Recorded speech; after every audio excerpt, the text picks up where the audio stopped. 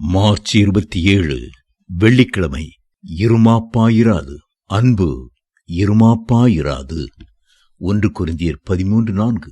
தன்னை பற்றி தானே அதிகமாக நினைப்பதுதான் இருமாப்பு ஏற்பட காரணமாகும். அறிவு இருமாப்பை உண்டாக்கும். 1 கொரிந்தியர் 8:1. மாம்ச சிந்தை இருமாப்பை உண்டாக்கும். கொலோசியர் 2:19.